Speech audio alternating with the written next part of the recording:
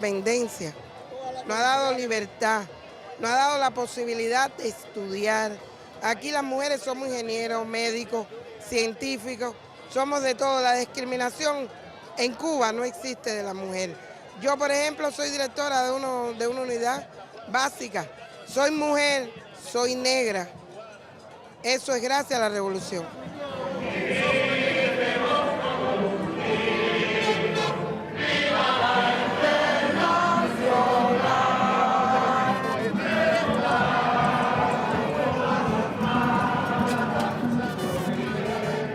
Cuando nos dieron la independencia, para nosotros poder desarrollarnos, tenemos libertad de expresión, podemos alcanzar otros puestos de trabajo que antiguamente nada más que lo podían tener los hombres, no solamente las mujeres, nada más que los hombres nada más. Ahora las mujeres tenemos más libertad.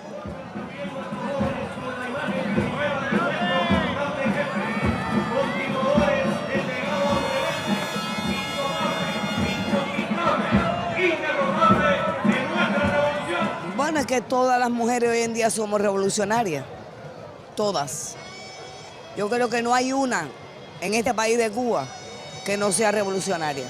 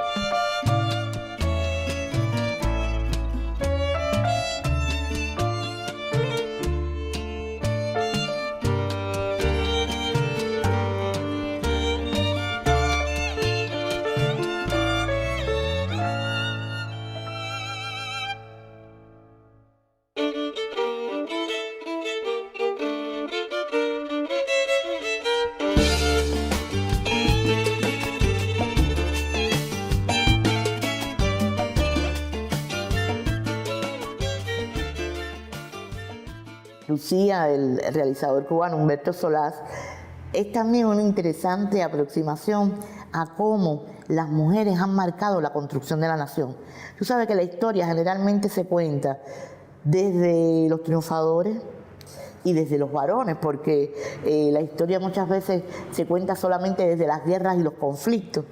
Y hay muy pocos libros de historia donde se hable de los espacios de resistencia y más de resiliencia, ¿verdad?, que han permitido que los pueblos logren importantes victorias. Sin embargo, Lucía es una película que hace un aporte tremendo a entender cómo las cubanas fueron un elemento sustancial en la construcción de la nación, precisamente desde sus saberes. No solo porque se incorporaron a la manigua mambisa, no solo porque lucharon, sino porque esas mujeres, muchas de ellas de clase media alta, que se la habían pasado bordando todo el tiempo, fueron capaces de irse a la manigua a vivir en condiciones súper precarias, o de ir a la emigración a vivir en Nueva York, en Estados Unidos, y desde allí seguir continuando el apoyo a la lucha por la liberación de Cuba del dominio colonial español.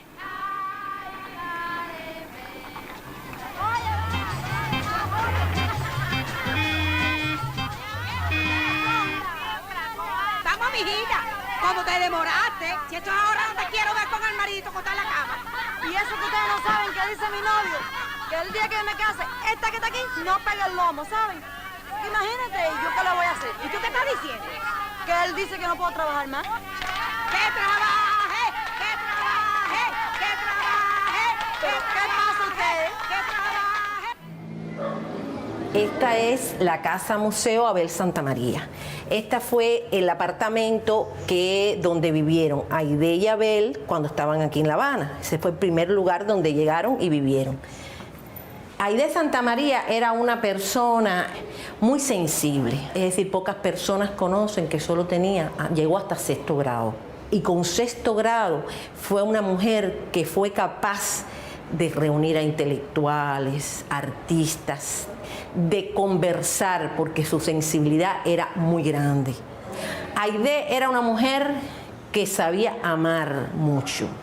Amaba todo y lo hacía con pasión.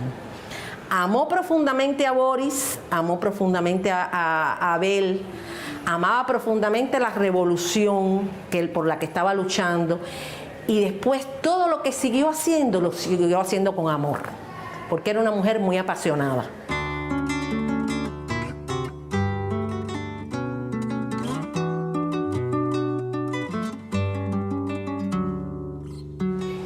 Este es el lugar donde Aide Santamaría desarrolló su primera gran batalla, el ataque al cuartel Moncada. Desde el Hospital Civil, el grupo que asalta al Moncada es el que apoya el asalto al Moncada. Y esta fue la primera gran batalla de Aide.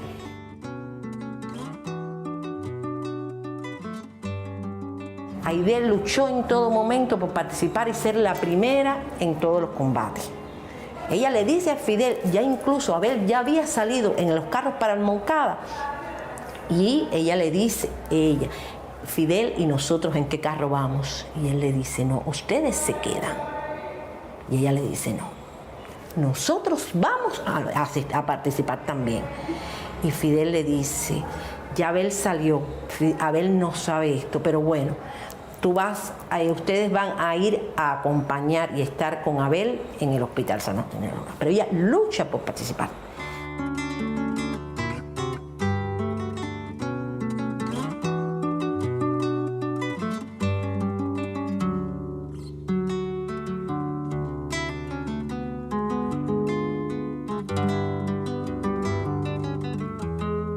Porque alegría se supone muchas veces que fue al triunfo de nuestra revolución. Claro, una alegría inmensa, pero había una tristeza inmensa. No estaba Frank, no estaba Abel, no estaba Boris, no estaba Gómez García. Bueno, entonces, ¿a qué tú llamas alegría y a qué tú llamas tristeza? Porque para mí hay veces que la alegría y la tristeza están muy unidos. Y la mayor alegría de la Casa de las Américas es que estamos juntos todos aquellos compañeros que comenzamos en ella. Después del triunfo de la revolución, fue capaz de crear una de sus obras más grandes, Casa de las Américas. Hoy no se puede hablar de Casa de las Américas si no se habla de Aide Santamaría. Hoy Aide Santamaría camina por Casa de las Américas. Fue capaz de aglutinar a lo mejor de la intelectualidad latinoamericana. Dio a conocer la Revolución Cubana entre los intelectuales latinoamericanos, cuando una revolución que estaba asediada, y ella fue capaz de unir, pero además fue capaz de sentarse y de ser una intelectual más, que todos la respetaran, no solo por su historia, sino por su inteligencia, por su madurez, por su sensibilidad. Es una mujer de humilde origen y que tuvo que sobreponerse a unos dolores tremendos, a unas situaciones límite, y que sin embargo por eso, a pesar de eso, nunca dejó de dar amor, y que es para mí como una especie de referente moral, sobre todo. Y alguien que nunca creyó que su historia revolucionaria la ponía por encima de otra. Es realmente la mujer de nuestra historia que más yo admiro. Cuando tenga la tierra, le pondré la luna en el bolsillo y saldré a pasear con los árboles y el silencio, y los hombres y las mujeres conmigo.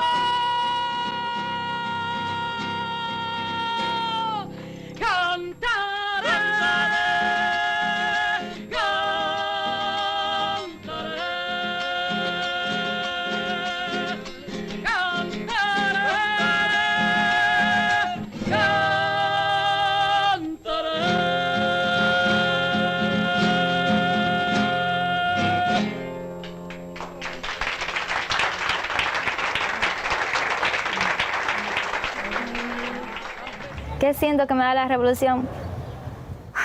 La revolución cubana... Para mí, la revolución cubana, yo solo puedo imaginar qué sería de mi familia sin la revolución. Mis abuelos eran campesinos.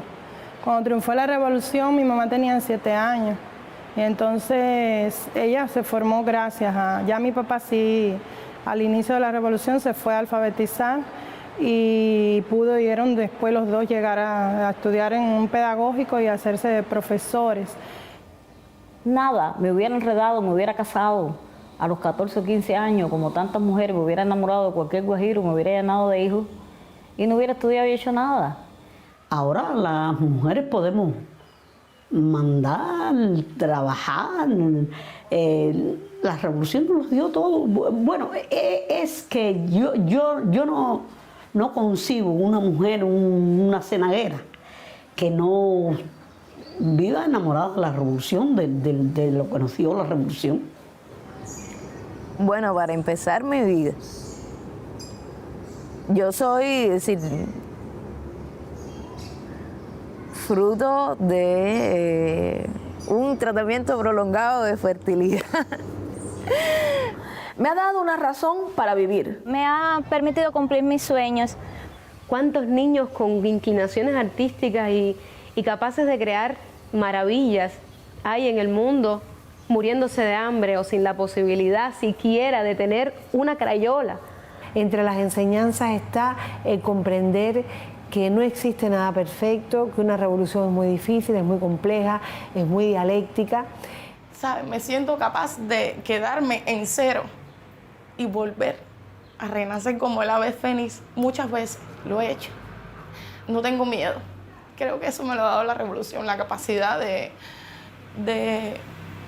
seguir adelante en los peores momentos. Todo lo que somos es la revolución. Pensamiento,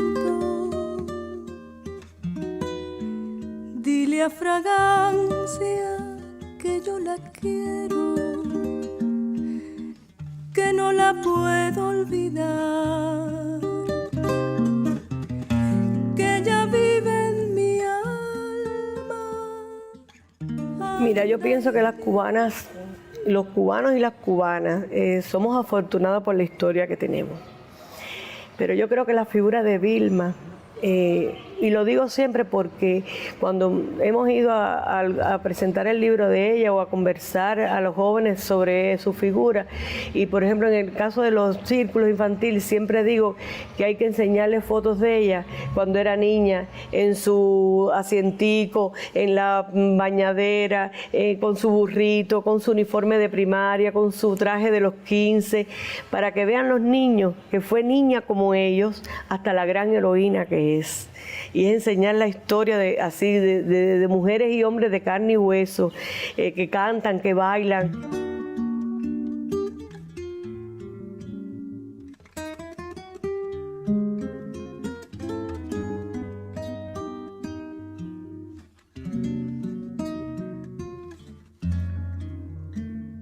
En ella veo como no solamente un ejemplo, sino que también me veo un poco reflejada, porque se ve que fue una mujer muy delicada, muy estudiosa, que sabía lo mismo ballet que coro, o sea, criada en el seno de una familia bastante acomodada, y que no obstante eso dejó todo atrás porque por luchar por lo que ella sabía que merecía la pena, que eran los derechos de las personas, por la igualdad, por una sociedad mejor, una sociedad más justa, y que además descubrió el amor y acompañó en sus pasos, y no desde atrás, sino ahí al mismo tiempo, a quien no solamente llegó a ser el amor de su vida, sino también el ejemplo a seguir, sino también el compañero de lucha, el compañero de ideales. Entonces me parece una historia muy bonita. Bueno, ella nos contaba que ellos siempre estaban cerca y un día en el cuarto de ahí donde están se sentaron juntos, y en un momento que ella le dice que si no se daba cuenta él que estaban enamorados, y entonces ahí es donde se confiesan su amor. El pueblo de Cuba tendrá la oportunidad de ver estas escenas que se han producido con generosa espontaneidad en el Rancho Club de Santiago de Cuba, y hacer votos también con nosotros por la felicidad del comandante Raúl Castro y de su ya esposa, la señorita Vilma Espín. Ellos compartieron toda la vida política de este país, grandes decisiones, grandes eventos. todas las cosas buenas y duras y difíciles que se han vivido en la revolución la han compartido miembros del Buró Político Junto, del Comité Central, de la Asamblea Nacional. Bueno, mi mamá ha sido un ejemplo de ser humano para mí, un ejemplo de mujer.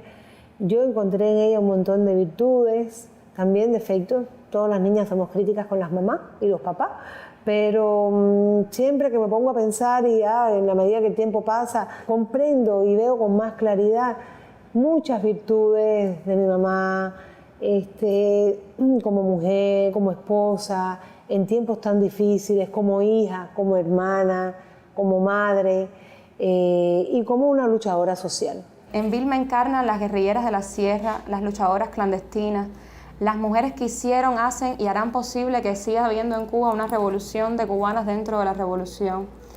En Vilma encarnan también todas aquellas y todos que cada día convierten en realidad los sueños con ese trabajo cotidiano.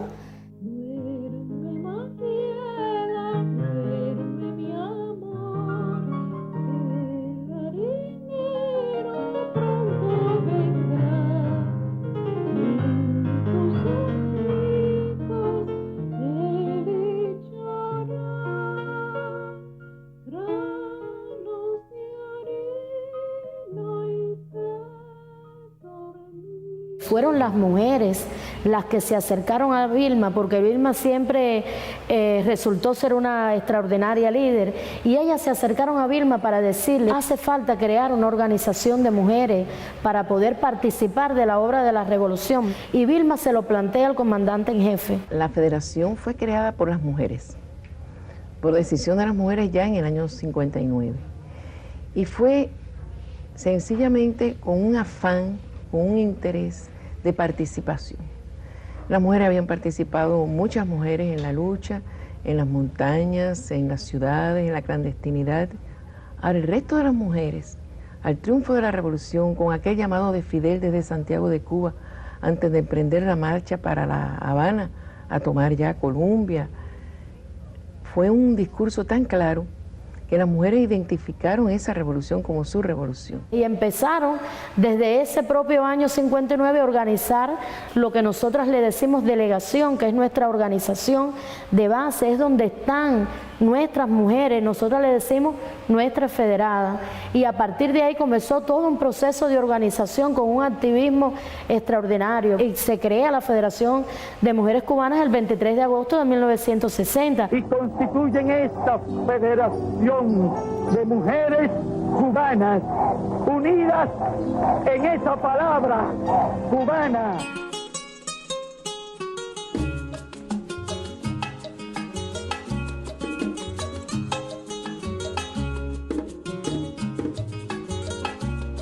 La cultura es la verdad que el pueblo debe saber, para más nunca perder su amor por la libertad, que no se quede nadie sin aprender.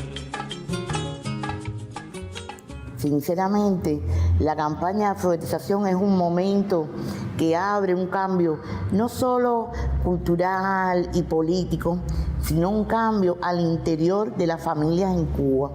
Porque hasta ese momento las mujeres estaban en el seno del hogar.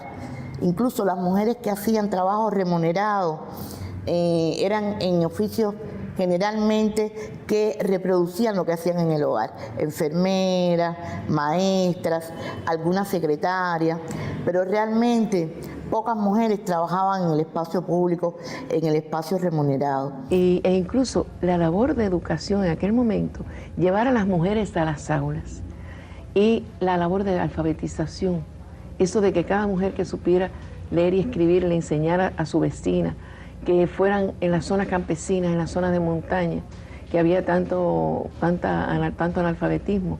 Un ejemplo básico que tiene que ver con la educación y que de alguna manera es uno de los ejes transversales de la lucha del estudiantado en la región, tiene que ver, por ejemplo, con la lucha por la alfabetización de millones de personas en el continente. Estamos hablando de seres humanos que no saben leer y escribir. Y todavía entonces hoy vemos que es una realidad muy diferente a la que se vive en muchos países de la región. sigue siendo la educación un privilegio, y lo que las y los estudiantes, incluso a través de la OCLAE, se sigue buscando en esa lucha constante de que la educación se pinte de pueblo, como decía el Cheno, que la universidad se pinte de negro, de blanco, de mulato, de obrero, de campesino y también de mujeres, porque esa es una de las diferencias de alguna manera también que existe entre Cuba y muchos de los países de la región. Cuando uno analiza la cantidad de jóvenes que pueden acceder, de mujeres que pueden acceder a la educación superior en Cuba, el número es superior al de hombres, y eso es una realidad diferente en muchos de los países de América Latina y el Caribe. Y no solo desde el punto de vista de la educación, sino también luego eso tiene su repercusión en el propio mundo laboral, donde todavía las mujeres en el continente siguen siendo discriminadas. Vamos a mostrarles un laboratorio, ¿no? Sí, entonces tenemos por delante realmente muchos retos, pero tenemos muchas herramientas para enfrentar los retos. Tenemos un potencial científico muy importante. Le diría, este centro tiene alrededor de 1.400 trabajadores. El 52% somos mujeres. De las que ostentan grados científicos, el 52% somos mujeres. De las que tienen algún nivel de responsabilidad, el 45% somos mujeres. O sea que realmente tenemos una presencia muy importante. Tengo entendido que en la ciencia cubana alrededor del 60% son mujeres. Eso quiere decir que a partir de un momento determinado las mujeres fuimos llenando las aulas universitarias. En particular en este laboratorio se realizan técnicas cromatográficas de cromatografía de alta resolución, electroforesis capilar, para lo que es toda la pureza, la identidad y la calidad, o sea, la demostración de la calidad de los productos que se fabrican aquí en las plantas de producción nuestra.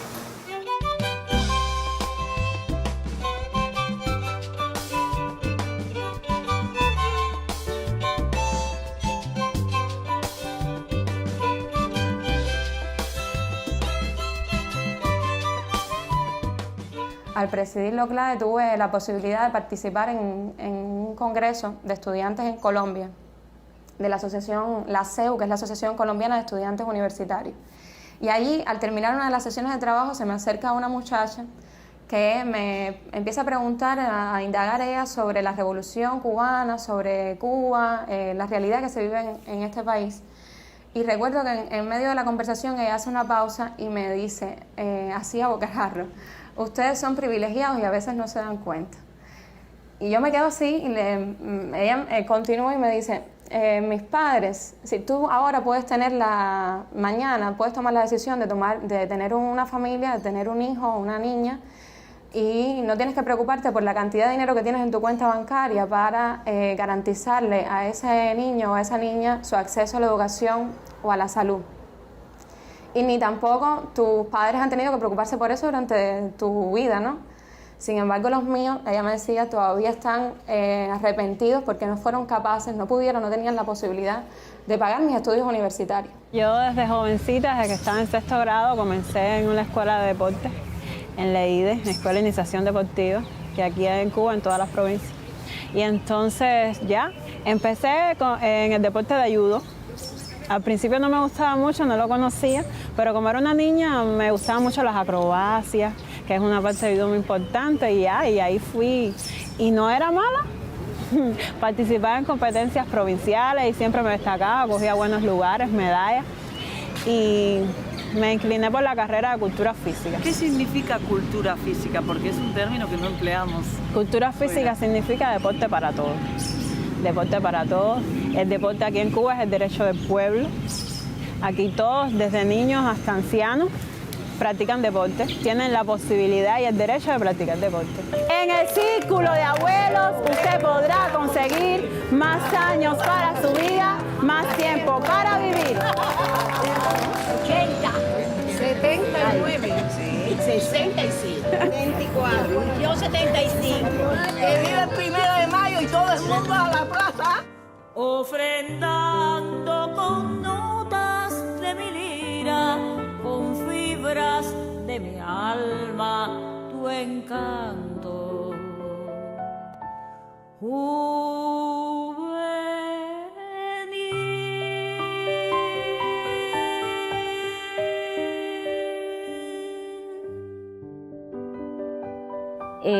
Desde niña escribía poemas, y desde niña pintaba, y desde niña montaba obras de teatro, recitaba, y yo creo que fue como que nací para eso. Yo sí tengo que creer en que hay un toque del espíritu para tú inclinarte por algo de eso, y de todas maneras artista iba a ser. Sí tenía la oportunidad, que la tuve, porque si no hubiera sido por lo que sucedió en el 59, yo no hubiera tenido la menor oportunidad, porque en medio de un campo de ese tipo, con padres campesinos, yo siendo la mayor, que tuve que criar a mi hermano más chiquito y ayudar a mis padres en el campo y a mi madre a trabajar y todo, no hubiera tenido la menor oportunidad.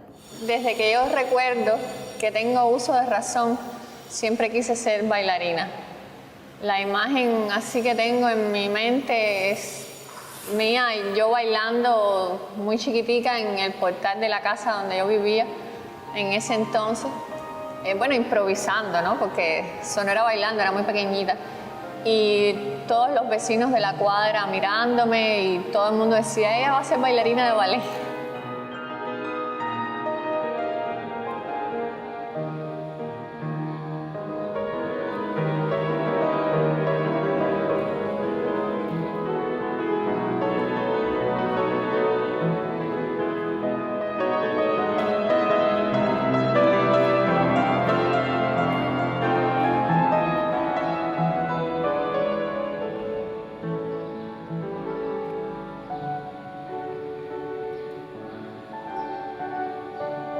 Mira, te voy a ser sincera, yo llegué a la dirección de orquesta por casualidad, porque yo en nivel medio estudié piano y estudié asignaturas teóricas.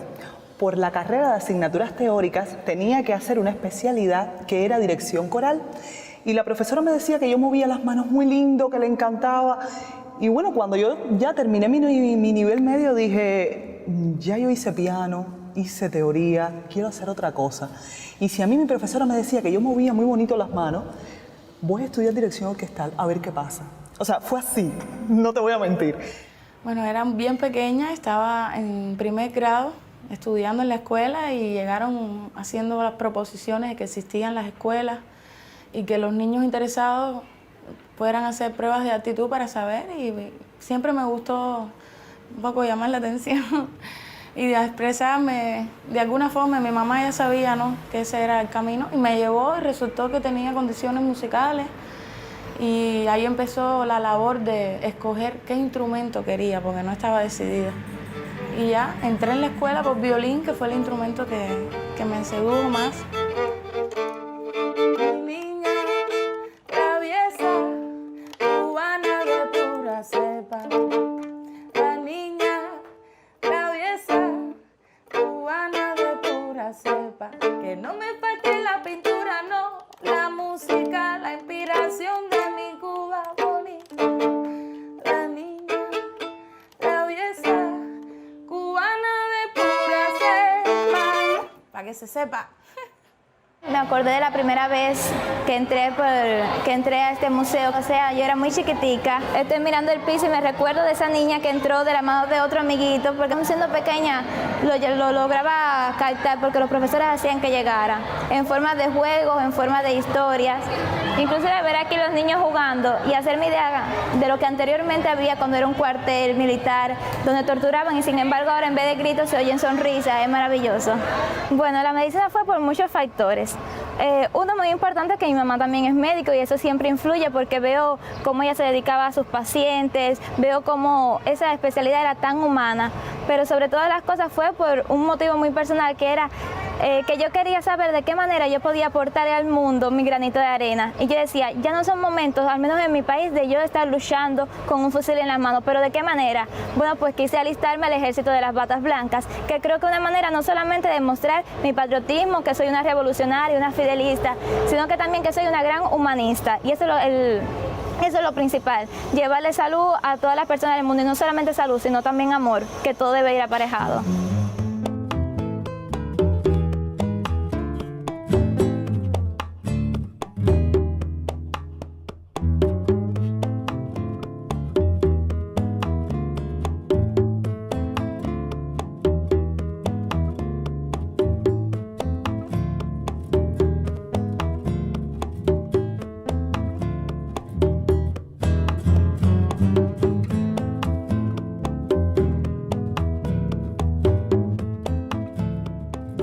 historia de Cuba está llena de mujeres insignes.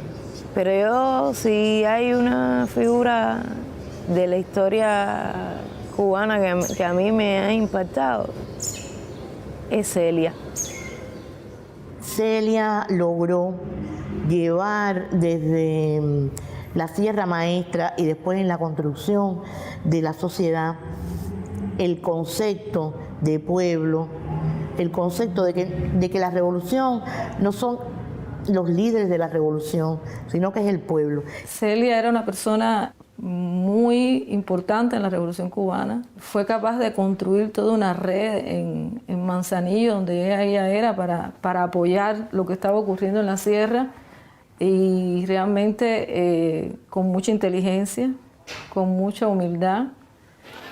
Fuimos a Santiago directamente a hacer contacto con Fran allí, a ver qué orientación nos daba, qué hacer, cómo había sido el desembarco. Lo único que nos quedó fue esperar, tener contactos entonces con Fidel, saber noticias, regresar yo para Manzanillo de nuevo otra vez, encontrarnos allí con los compañeros, hasta el día 16, 17, que vino Monguito Pérez, que era contacto de tanto de los compañeros que desembarcaban como de nosotros, de que cualquier cosa se viera, se encontraran con ellos allí. Entonces Monguito vino aquí a Manzanillo a avisarnos ya que Fidel estaba y que teníamos ganada la guerra, ¿no?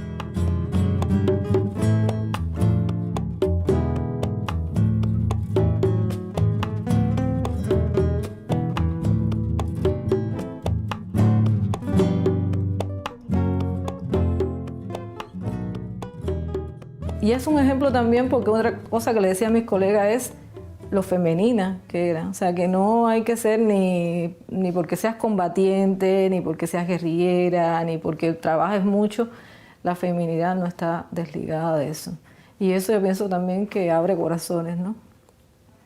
Y estuvo hasta el último momento de su vida al lado de Fidel organizando, que fue la madre de tantos niños campesinos, que promovió tantas cosas lindas y buenas que tenemos, a tantos niños campesinos que se llevó para La Habana para que aprendieran, para darle estudios. Cuando yo estaba en su casa, ella tenía un sofá grande así, ella me acostaba y yo empezaba a llorar y yo no quería comer, porque como estaba acostumbrada a estar en la Siena, y estaba en La Habana, en un apartamento que ella vivía, y entonces era tarde en la noche y yo lloraba, y ella preparaba un chocolate, tómate, y no quiero.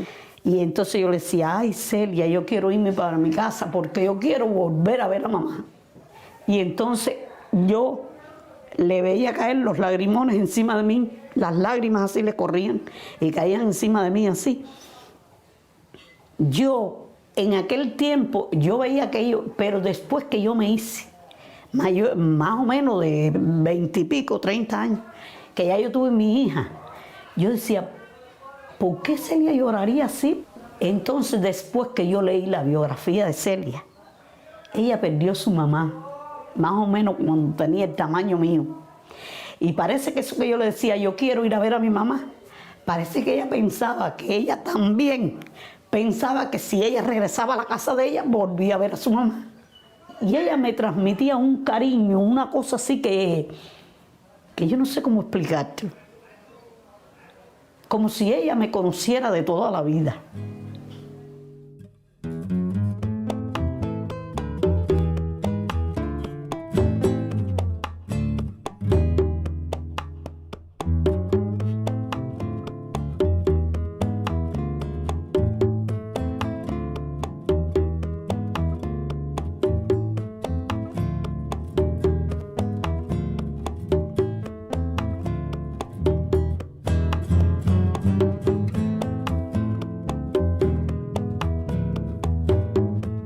Y la obra mía es la foto de ella en la ONU, que está escribiendo así concentrada, y dice, ella siempre responde, porque Celia se sabe que la gente del pueblo le escribía y ella respondía las cartas.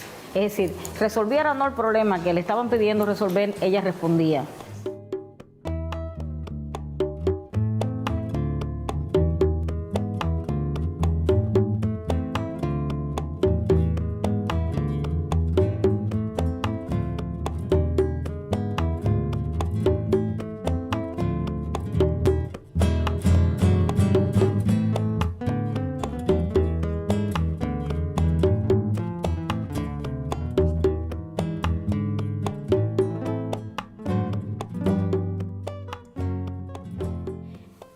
antes del triunfo de la revolución, en una de esas veces que yo me enfermaba, que me puse mal, parece que yo era enfermiza, mi mamá me llevaba a Hawái y yo veía a las niñas con los zapaticos blancos, las mediecitas, y yo, cada niño ha tenido un sueño, ¿no? Y yo, ese fue el sueño de mi vida. Soñaba con tener un par de zapaticos blancos. Y ya les digo, entonces, después que triunfó la revolución, que ya todo cambió, en los primeros días del mes de abril, mi mamá me compró los zapatitos blancos. Entonces, cuando yo los cogí en la mano, yo vi mis sueños realizados, ¿no? Y el 17 de abril vino la invasión. Entonces, cuando íbamos por la carretera para Hawái, un avión que tenía las insignias cubanas pasaba por encima del camión y entonces ametralló el camión, mató a mi mamá, hirió a mi hermanito más chiquito, a mi hermano mayor y a mi abuelita. Que mi mamá sí quedó muerta en el momento, mi abuelita duró un tiempo más, pero no caminaba, no volvió a caminar.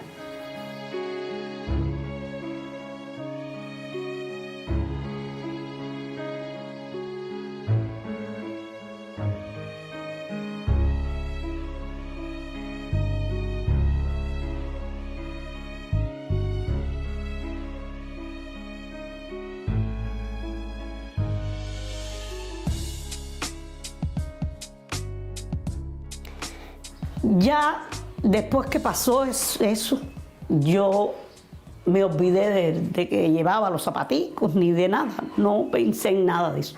Entonces el indio, cuando llega a Hawái, le dicen que aquel camión era donde nosotros íbamos.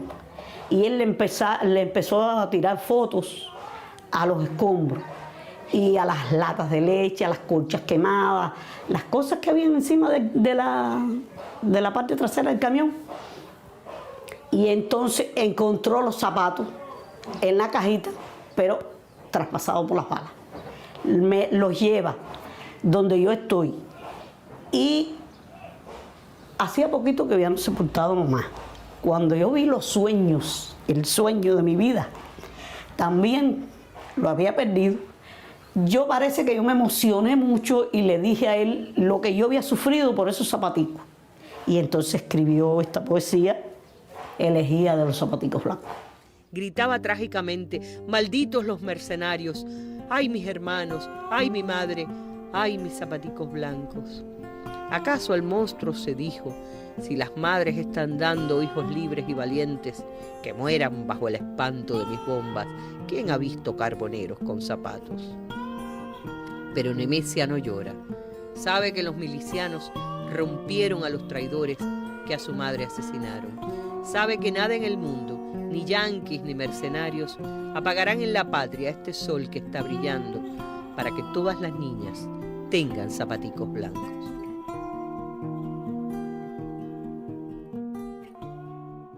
Bueno, aquí en mi país, todo el estudiante que se gradúa de una escuela universitaria, sea de técnico medio, obrero calificado, tiene un trabajo asegurado, tiene un puesto de trabajo. Luego, si uno desea cambiarlo por otro, muy bien, no hay ningún problema, pero siempre cuando se gradúa tiene un puesto asegurado. Y nosotros, los del sector de la salud, muchísimas más puertas tenemos, muchas posibilidades de trabajo, inclusive quedarnos como educadores en las mismas universidades. O sea, es muy grande el campo que podemos desarrollar. En Cuba existe igual salario por trabajo de igual valor. Eso es uno de los derechos conquistados y que está refrendado así en la legislación cubana. Y después empecé a buscar trabajo. Y el que más me gustaba era el de ser asesora de programas infantiles en la televisión cubana, pero al final no pude conseguir el trabajo porque, según me dijeron, la plaza se ocupó. Me gustaba más ese tipo de cosas. Y me habían propuesto hacía tiempo trabajar en el CNC. Una amiga mía había empezado ya y me dijo: yo creo que aquí esto te va a gustar, no hay rigidez, vas a poder investigar un montón de cosas. Ah, perfecto. Y eso fue lo que me hizo llevar a estos temas. Asumir todo esto que está sucediendo en el país, todo este proceso de transformación como protagonistas es el reto que tenemos, porque hasta aquí hemos llegado las mujeres no solo como beneficiarias, sino como protagonistas, y Vilma siempre hizo referencia a ello. Por tanto, en esta etapa tan necesaria, tan decisiva para la continuidad de la revolución, también las mujeres tenemos que seguir siendo protagonistas de nuestro propio destino. Actualmente diriges el Instituto Cubano del Libro. ¿Te costó mucho llegar a ese cargo? Bueno, realmente yo diría que sí y no. Sí, porque examinando la historia de la institución, se ve que fui en alrededor de 45 años la primera mujer que llegó a ese cargo. Si miramos un poco el origen social de las personas, pues también fui la primera mujer negra que llegó a ese cargo. Y bueno, estas cosas del desarrollo como artista en Cuba empezó poco a poco, porque antes no se podía vivir del arte, teníamos que ser profesores, no sé qué, pero ya después de un tiempo, pues, de alguna manera empezamos aquí en Cuba a abrirnos paso, por lo menos a mostrar nuestro arte en nuestro país, que yo lo sigo haciendo siempre, enseño primero las cosas así, ya después pues nos hemos ido buscando cada uno de los artistas el camino por el mundo. Nuestras casas de orientación están trabajando en la capacitación a las mujeres que se han incorporado al trabajo por cuenta propia, por decirlo de alguna manera, para capacitarlas para que se incorporen y para que sean efectivamente, tengan resultados productivos y mejoren su calidad de vida y se adecuen a estas nuevas condiciones. Digamos, por ejemplo, en las cooperativas no agropecuarias, que forma parte de las nuevas formas de gestión, tenemos muchísimas mujeres incorporadas. El 31% de las personas que están incorporadas en el trabajo por cuenta propia son mujeres. Me crié con mis abuelos paternos en una familia muy humilde, en la que tuve la suerte de que mi abuela fuera una ama de casa clásica, de las que siempre trabajó en casa y servía el café y ponía el baño. Siempre insistió en que yo estudiara y de cierta manera comprometió mis habilidades en el hogar, porque para nada quiso enseñarme en la cocina, ni a lavar, ni a planchar, porque para ella lo más importante era que yo aprovechara las tremendas oportunidades que se habían dado en Cuba con el triunfo de la Revolución Cubana. Y solicité entonces ingresar al Frente Biológico para estudiar bioquímica. Este centro, cuando se funda, Fidel dice, el centro es grande, y grande espero que sean los resultados, y para eso no se deben escatimar horas. O sea, son 2 legados a los que debemos serle fieles de por vida. En el año 1981 hubo una exposición de jóvenes investigadores en la incipiente biotecnología cubana que le mostraron a Fidel un equipo que permitía estudiar en las embarazadas una proteína que circula en la sangre de las embarazadas y que puede predecir elementos del bienestar fetal. Inmediatamente él pensó en cómo asociar esta oportunidad a la atención materno-infantil en el país. En Cuba la mujer embarazada tiene más de 23 consultas durante todo su embarazo. Se hace algo que en Cuba le decimos el partograma y que sabemos cuáles son las mujeres que tenemos embarazadas en todo el país con nombre y apellido, cuál es el riesgo que tienen en el embarazo, y en las organizaciones que están en la comunidad sabemos cuál es el riesgo y qué tenemos que hacer como comunidad para transformar ese riesgo.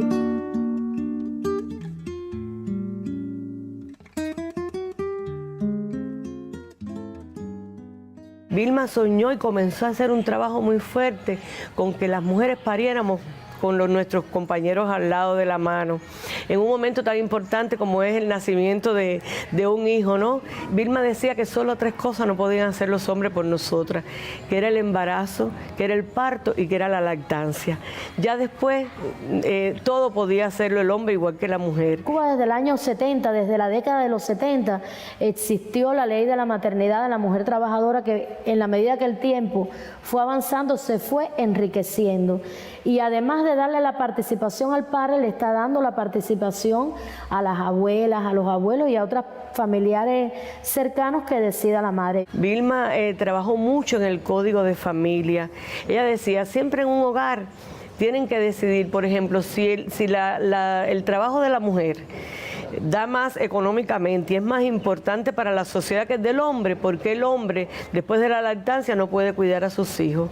Está todo el tema que te decía de la educación sexual y en términos de planificación familiar que se le da a todos, hombres y mujeres, desde la propia enseñanza primaria, donde empiezan a explicarte cómo funciona el sistema reproductivo, etcétera, y te van dando las primeras nociones de lo que es la planificación familiar.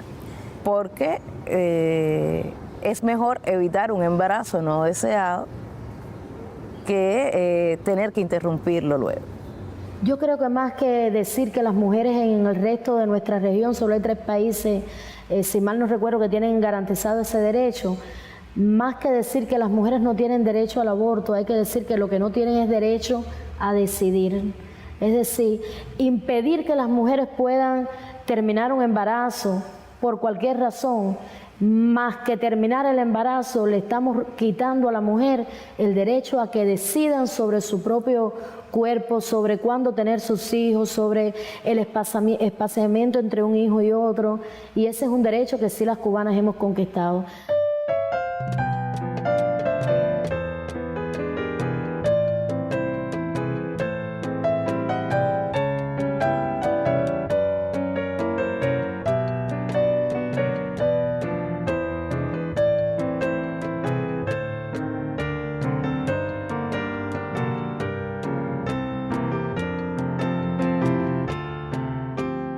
Y Vilma es una mujer que tiene una luz larga. Quien realmente inició la educación sexual en Cuba fue Vilma, en el reconocimiento a la igualdad de cada persona, a la individualidad de cada persona. Yo creo que si hoy nosotras las cubanas tenemos que luchar por algo, es por seguir avanzando eso que ella inició con el triunfo de la revolución, por el avance de la mujer en la sociedad. Y todo eso lo hizo, como decimos en Cuba, sin perder la ternura. Pensamiento, dile a fragancia que yo la quiero, que no la puedo olvidar, que ella vive en mi alma, anda y dile así.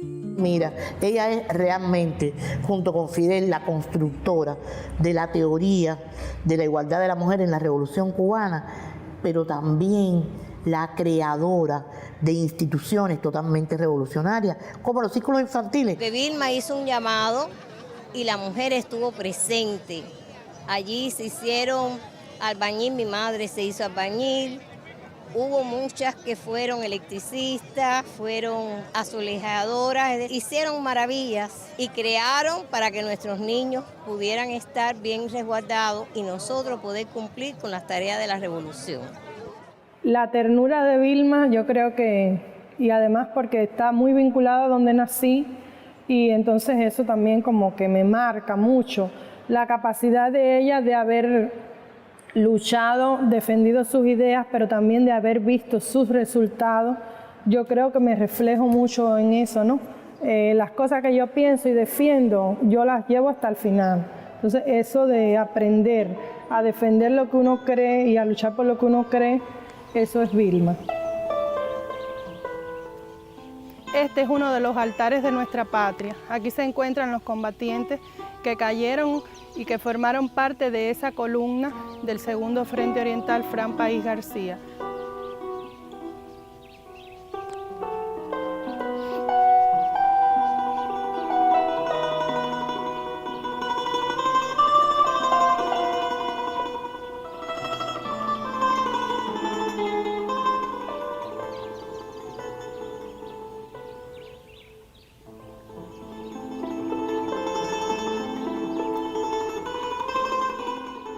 ¿Por qué es tan importante educar a la población en la sexualidad?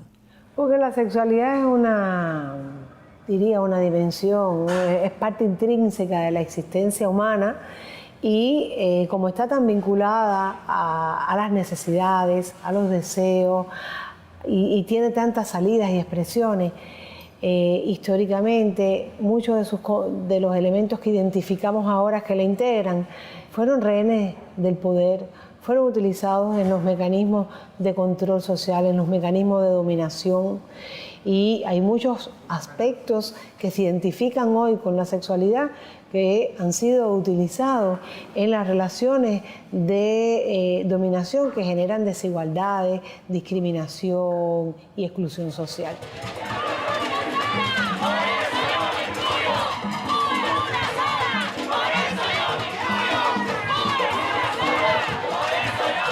Yo soy madre de una trans y he vivido momentos duros con mi hija porque veo que la agreden, se burlan y bueno, ella pertenece al CNC.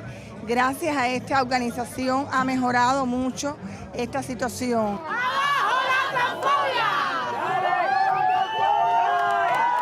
Desde el principio del 2000 más o menos empezamos a formarles como promotores de salud sexual, en la prevención del VIH y de las ITS, porque la población trans es muy impactada por el VIH y bueno, porque no tenían una formación que les ayudara, porque el que va a la escuela recibe el programa, pero ellas estaban muy desinsertadas de los espacios donde accionaban los programas de prevención, de promoción de salud. Y entonces empezamos a formarla como promotoras de salud. Y después les propuse formarse como activistas por los derechos sexuales. Y esto ha sido muy útil porque estos grupos son uno de los soportes más importantes que tenemos en la organización de las jornadas cubanas contra la homofobia y la transfobia en las diferentes provincias.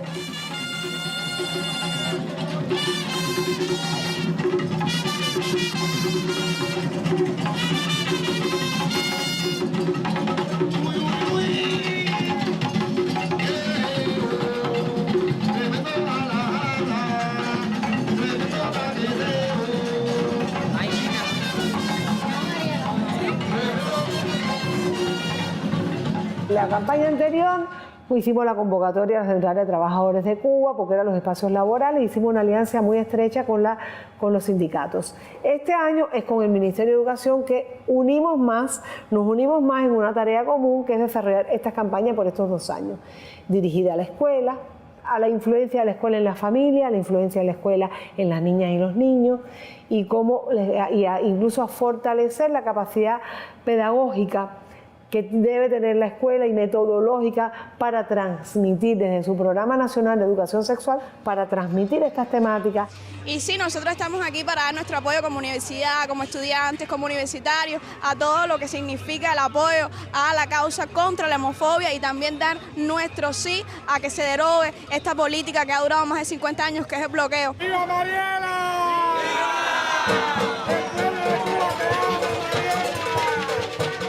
Todos los espacios sean para todas las personas. No queremos reproducir la tendencia a crear los guetos, a crear el espacio del barrio gay o barrio LGBT, si es que también le llaman así, porque yo no creo que haya que distinguirlo como si fuese el barrio de las mujeres y el barrio de los hombres, el barrio de las personas negras y el barrio de las personas blancas. No sé, no me parece que debamos seguir contribuyendo a la segregación. Tenemos que crear los mecanismos, las condiciones y la cultura de convivir todas las personas en todos los espacios. Eso es lo que estoy defendiendo. Por eso no me gusta decir comunidad, me gusta decir las personas LGBTI. Desde su condición ciudadana, desde su condición de sujeto de derecho.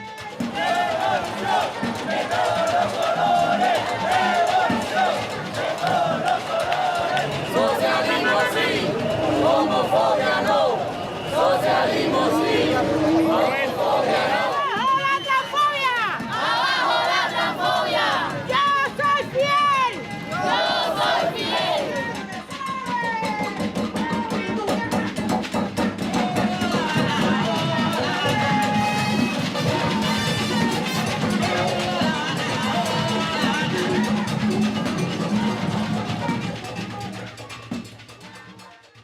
hasta donde ese trabajo que estábamos hablando antes con la mujer en los primeros años de la revolución llegó realmente a enraizarse, ahí yo creo que sí, que la mujer cubana no se deja tratar de manera inadecuada por un varón. Cuando nosotros hablamos en Cuba de violencia y de maltratos y de desequilibrios en los poderes, no podemos para nada pensar en la sociedad capitalista, porque en Cuba, en la experiencia de Cuba, en nuestro modelo, en nuestro sistema político, esas manifestaciones se dan de manera diferente a como se dan en otros países. En Cuba se trabaja la violencia desde la igualdad, se trabaja la violencia desde la prevención. Y en el Código Penal, como bien usted ha dicho, también hemos incorporado, y la Federación en eso ha jugado un papel importante. La revolución misma ha instituido valores sociales, la búsqueda de soluciones mediante el diálogo y no mediante la violencia. Y tú ves esto expresado en que apenas existen crímenes de odio homofóbico y transfóbico. Es muy raro cuando eso ocurre, es muy raro. Y se enfrenta, así como yo le digo, desde la prevención en las comunidades. Tenemos toda una red de casas de orientación a la mujer y la familia. En Cuba existe un equipo multidisciplinario de procedimiento de familia en nuestras casas de orientación para tratar los temas de familia con los tribunales, y eso permite administrar justicia de manera más justa. Yo creo que la mujer, la que sea que esté pasando ahora mismo por esto, tiene que encontrar esa hembra, esa fuerza, esa loba que tiene, porque la tiene. Yo creo que la mujer, la hembra en cualquier especie tiene una fuerza tremenda.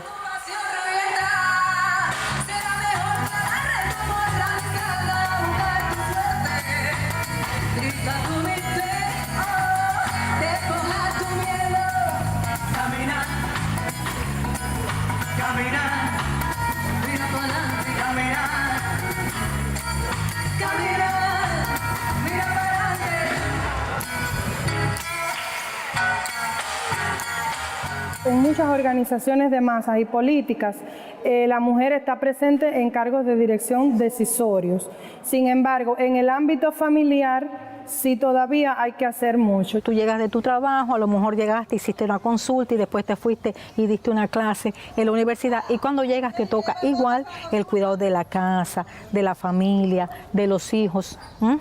Y bueno, hay hombres que participan un poquito más, pero lo ven como que ayudan, que son muy buenos porque ayudan, no ven como que es su responsabilidad también. Yo tengo 2 hijas adolescentes. Por ejemplo, desde que pasé los cursos del Centro Martin Luther King, como que fue cambiarme los espejuelos, porque creía que era mejor madre porque le hacía un montón de cosas y lejos de ayudarla, lo que estaba haciendo era volviendo a las personas inútiles que me reclamaran cuando yo no llegaba a tiempo a cocinar o no podía, qué sé yo, lavar el uniforme a tiempo por mis tareas militantes. Sin embargo, ellas hoy yo creo que tienen otra formación gracias a esa mirada también de consensuar cosas, de ponernos de acuerdo en la casa, de rotarnos los roles. ¿Cómo puedo explicarle que ser mujer y ser hombre, ser niña y ser niño no es tan rígido como generalmente se dice? Todo eso tiene que tener consenso, tiene que tener respaldos. No solamente en la familia hay que explicarlo, también lo tiene que explicar la escuela, porque no vas a exponer a las niñas y a los niños. También lo tienen que decir los medios de comunicación, también lo tiene que decir el sector de la salud. Todo el mundo tiene que comunicar estas cosas, porque si solo tú con tus hijos lo haces, también tendrías que decirles que no todo el mundo piensa de esta manera y hay que ir poco a poco dialogando con las personas. Desde que uno tiene el conocimiento también de saber hasta dónde uno mismo, por la cuestión cultural, reproduce modelos y roles que tradicionalmente hemos tenido las mujeres, y que si no lo superamos en la práctica, no es de discurso, es de práctica, es de hacerlo todos los días, de tratar de cambiar esa realidad. ¿Con qué revolucionaria cubana que ha aportado a la lucha de este pueblo te identificarías? Es una buena pregunta, mira, y yo te empezaría hablando de Mariana Grajales. El amor más grande que puede sentir un ser humano es el amor madre e hijo.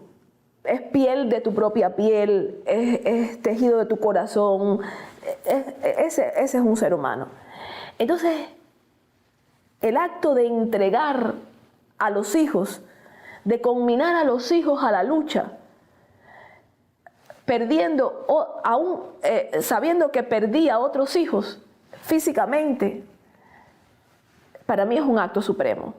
Te podría hablar de Ana Betancourt, te podría hablar de Celia Sánchez Manduley, pero a mí me gustaría hablarte de mi abuela, que siempre apoyó la revolución, que fue a alfabetizar. Mi abuela fue alfabetizadora con 14 años de edad. Por eso a mí me parece que para mí es una revolucionaria que ha sido una inspiración. Yo creo que la mujer cubana, incluso esas revolucionarias, pero las revolucionarias de la vida cotidiana, las mujeres de estos tiempos, las mujeres que hacen todos los días con un esfuerzo infinito, que vienen hasta aquí, con los problemas de transporte que tenemos, con un país que hace sacrificios enormes para salir adelante, son héroes de este tiempo también. Bueno, yo pudiera decir que Alicia Alonso, porque ella en primer lugar es una revolucionaria también. Sin ella creo que no hubiera sido posible el ballet aquí en Cuba, y ella por supuesto es una inspiración para todas las mujeres que se dedican a esta profesión en Cuba.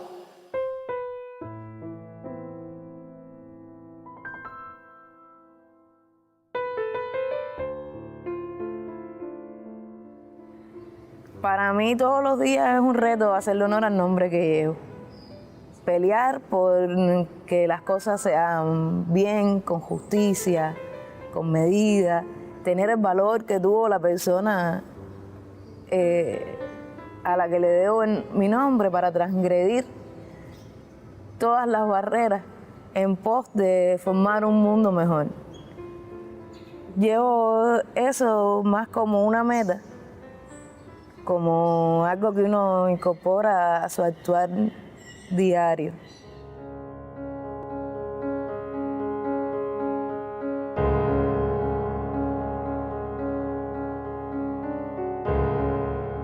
El bloqueo está presente en todos los aspectos de la vida del pueblo de Cuba. La gente a veces no es consciente de cuán amplio es el manto del bloqueo, porque la mujer sigue siendo el eje del hogar. Entonces lo que pasa con los niños le afecta, lo que pasa con los adultos mayores le afecta, lo que pasa en su centro laboral le afecta. Lo que pasa cuando sale a la calle y tiene dificultades con el transporte público. Es decir, todas las aristas están presentes en el impacto del bloqueo en la vida de la mujer. Vamos a darte un ejemplo más ilustrativo. Un frasco del reactivo alcanza para 3 embarazadas y Cuba paga por él $75. En Estados Unidos, ese frasco, igual para 3 embarazadas, vale $27. Por tanto, Cuba lo paga 3 veces, casi 3 veces más caro que lo que lo paga un laboratorio norteamericano. Hacerse la prueba en Estados Unidos vale $1.250, sea que lo pague el seguro, sea que lo pague la persona. Hacerse la prueba en Cuba es gratis.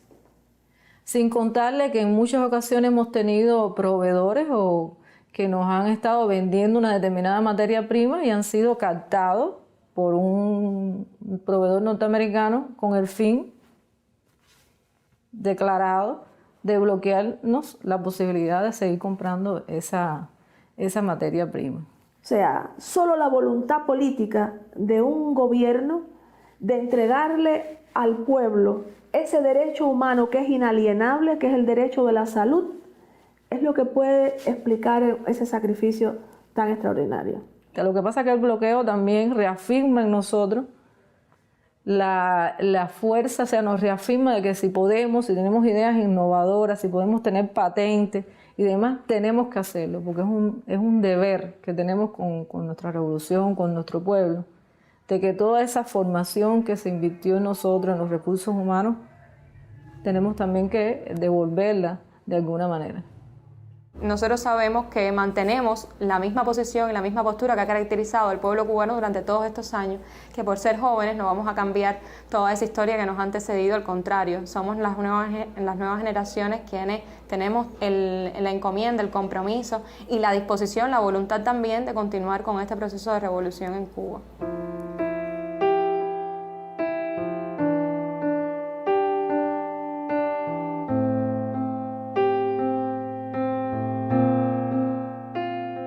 Nosotros somos un grupo de adultos mayores creado hace 30 años por nuestro comandante en jefe Fidel, organizado en círculos de abuelos, donde realizamos ejercicio físico como actividad fundamental y otras actividades que también corroboramos con actividades recreativas, política, cultural, social, comunitaria, para poder mantener a nuestros adultos mayores en plena capacidad mental, física y mental. Queremos enviarle una tarjeta a las madres de la Plaza de Mayo, madres con profundo amor y sincera felicitación. Los adultos de Santiago de Cuba les envían mucha salud, suerte, dicha y felicidad. Estamos con ustedes. Besos y abrazos. La queremos mucho. Bueno, para las abuelas de Cuba, amigas, compañeras cubanas, le digo que agradezco la tarjeta en nombre de todas las madres, que ya voy a ir algún día de estos a Cuba y nos vamos a poder abrazar entre todas y vamos a poder también demostrar que las madres, las abuelas, yo soy bisabuela, estamos siempre con el corazón muy preparado para el amor. Y yo creo que forma parte de las raíces, de la idiosincrasia, de la sangre de este pueblo, ser solidario y ser internacionalista. Por tanto, yo no creo que podamos decir que nos identificamos más o menos con una lucha en particular, sino que donde quiera que haya una causa justa que defender, un principio justo por el cual se esté luchando en cualquier parte del mundo, ahí va a estar el corazón de la revolución cubana, del pueblo de Cuba y por tanto de las jóvenes, de las mujeres, de las estudiantes cubanas. El Instituto Cubano de Amistad con los Pueblos, que fue creado también por el comandante en jefe hace ya 56 años, está creado precisamente como un vehículo de la solidaridad del pueblo cubano hacia las causas justas del mundo y como un receptivo para la atención de la solidaridad que todos los pueblos del mundo ejercen con Cuba y con la Revolución Cubana. Y entonces resulta que un día nuestro comandante Fidel habla en la noche que se iba a constituir un gran contingente de ciencias médicas, que iba a ser un gran contingente de médicos, de profesionales, justamente para trabajar, cumplir misiones en otros países, para cumplir misiones aquí dentro de la Sierra Maestra. Y me pareció una idea genial. Eso es lo mío. Sí, mira, hoy Cuba presta colaboración médica a más de 60 países en el mundo y la mayoría del personal de la salud que está en esas misiones son mujeres. Tanto dirigiéndose, hay países donde la misión está dirigida por una mujer, como en todos los espacios necesarios para poder llevar adelante la misión, como epidemiólogas, como doctoras, como enfermeras, paramédicas. Fueron médicos cubanos Argelia, fueron médicos cubanos cuando el terremoto en Perú. O sea que esto no es un fenómeno nuevo, ¿no? Sino que surgió con la misma revolución, que junto con esta idea de independencia, de patriotismo, también nos hizo engrandecernos con la solidaridad y esta cosa tan altruista que es ir a trabajar y a darle lo mejor a otros pueblos. Y yo siempre me gusta recordar que es una mujer precisamente la que creó el método Yo Sí Puedo, que ha permitido también alfabetizar Bueno, en América Latina más de no sé cuántos millones de personas y en el resto del mundo, porque ella creó el sistema de manera que funcionara no solo en español, sino también en inglés, en francés, en creole, y es una mujer la creadora de ese método, con lo cual te dice que hay esa solidaridad que es muy propia de la Revolución Cubana desde su propio nacimiento, ¿no? De niña soñaba con hacer cosas heroicas. Y creo que el heroísmo no es estar en una batalla, en un combate, con un arma. El heroísmo también está en eso, de a veces dejar a la familia para irse a trabajar a otro lugar, dejar a la hija que uno ama para estar lejos, pero haciendo cosas buenas por la humanidad. Cada persona que uno salva en un país donde va a trabajar, cada cosa buena que hace, cada agradecimiento, no es solamente a mí, es a mi país, es a mi sistema de salud, a mi sistema de educación, es a mi sistema social. Entonces, bueno, por todas estas cosas yo me siento muy satisfecha. Y lo que nos dejó Fidel justamente fue eso, el que yo te pueda decir que yo soy una mujer realizada. Se lo agradezco a Fidel, soy por eso uno de los agradecidos.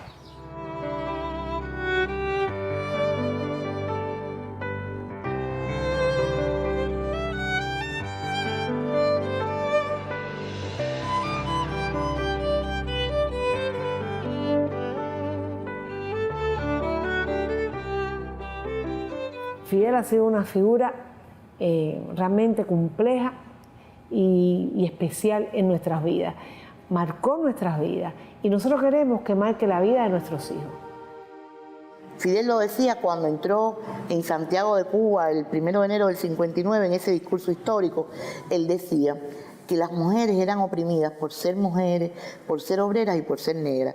Fíjate qué importante, porque eso lo vamos a decir después en movimientos feministas a finales de los 60, las feministas afro-norteamericanas que no se reconocían dentro del feminismo liberal blanco, y sin embargo él, sin tener por supuesto una conciencia de género, sino desde su profundo pensamiento humanista, se daba cuenta de cómo la discriminación es multidimensional, ¿verdad? Y cómo se va solapando en diferentes prácticas que ni siquiera a veces somos conscientes, pero que está presente.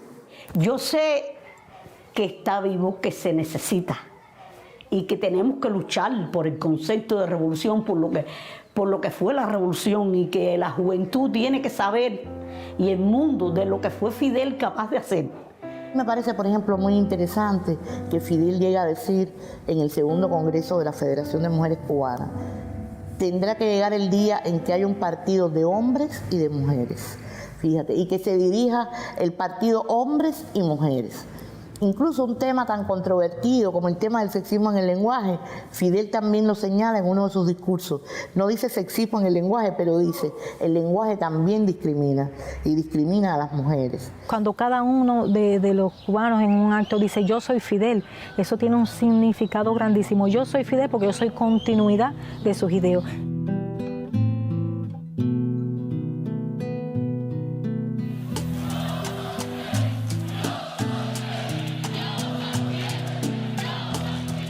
En un año tan inicial como el 1966, nuestro comandante en jefe evaluó que lo que estaban haciendo las mujeres en la revolución era una revolución dentro de otra revolución.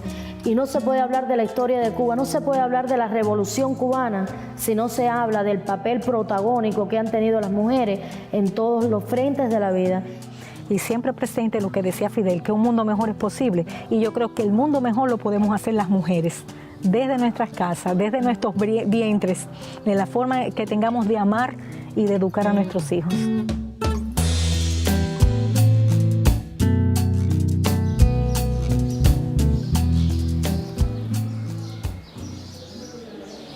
en varias ocasiones tuve la oportunidad de hablar con Fidel y estuve presente cuando él prometió esta escuela y nos la dio.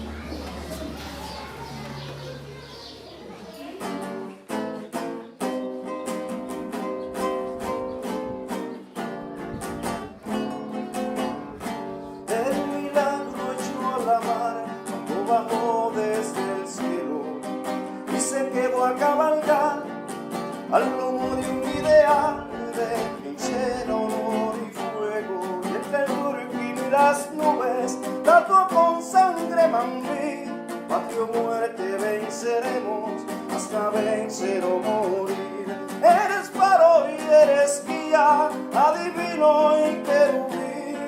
Es pregunta obligada, es respuesta sin fin. Hombre, amigo, padre, no te has ido. Ordena, comandante, y yo te sigo. Hombre, hermano, padre, amigo fiel. Por siempre te juramos, yo soy Fidel.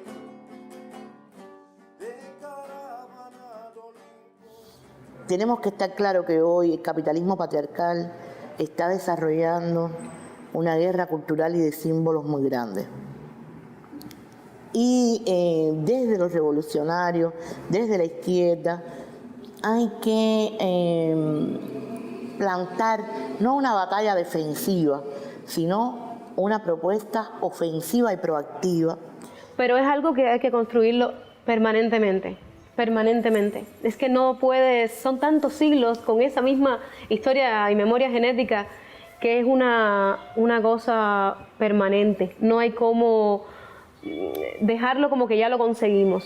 Lo más interesante es que en una lectura detallada de 2 novelas cubanas que se escribieron entre el 2014 y 2015, he encontrado los mismos estereotipos que en las novelas abolicionistas del siglo XIX. Las mujeres negras y mulatas son símbolos sexuales, sus cuerpos tienen un discurso de sensualidad desbordante. Los hombres, por supuesto, son infelices víctimas que caen bajo la nefasta influencia de todos esos atractivos físicos. Estas lecturas me han convencido de la larga data que tienen los estereotipos socialmente construidos y de lo importante que es para la sociedad librar una guerra en el terreno de la subjetividad, en el terreno de los símbolos, para ir extirpando, por decirlo de alguna manera, esos estereotipos. En la música a diario tenemos la interferencia de que cuando vas a salir a trabajar, la preferencia es por este tipo de música, el reggaetón. Primero, es un fenómeno que está abatiendo la buena música, porque es un ritmo tan contagioso que mueve a las masas. Pero no solamente el problema es el ritmo, no es el ritmo está muy bien, es las letras, el contenido tan denigrante a veces, que denigra el papel de la mujer, que después ves el videoclip y es la mujer ahí exhibiéndose, no hay necesidad. Además de que deforma una nueva generación que viene, que necesita principios. En el caso de Cuba, que se ha logrado tanto desde la legislación, desde la participación de las mujeres en la vida pública, desde un reconocimiento de una voluntad política, hoy el desafío mayor es la cultura, es la subjetividad, es los juicios de valor. Y eso es tan o más difícil que cambiar una ley, porque significa enfrentarte a 500 años de una cultura judeocristiana occidental muy machista. Y yo pienso que las principales batallas hay que darlas en el orden educativo y hay que empezar desde muy temprano. Porque lo cierto es que muchos niños, cuando llegan a los primeros grados de enseñanza, ya tienen algunas apreciaciones sobre este tema de los colores. Nosotras trabajamos también en las escuelas pedagógicas, en las universidades pedagógicas, que es donde se forman las futuras maestras y maestros, y ahí también trabajamos los temas de igualdad, de equidad. Dice Rosa de Luxemburgo, que a mí me encanta, el socialismo no es un problema de cuchillo y tenedor, es una profunda revolución cultural. ¿Qué quiere decir eso? Que el socialismo no es solo cambiar las relaciones productivas ni los modos de producción, no es solo distribuir la riqueza de otra manera en la sociedad, es sobre todo cambiar la concepción de las relaciones humanas.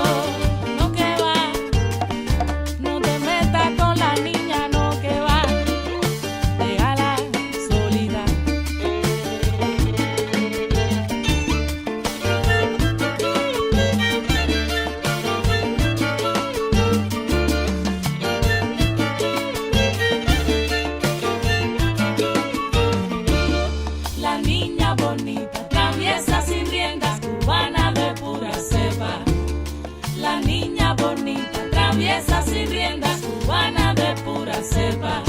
Pero algo estremeció a mi niña, un huracán de convicciones y pasión, combinado con amor de la familia, los amigos y el poder de esta canción.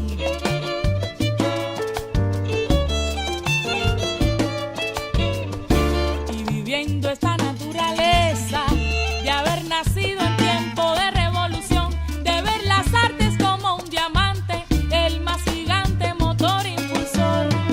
Pero si hay un tropiezo que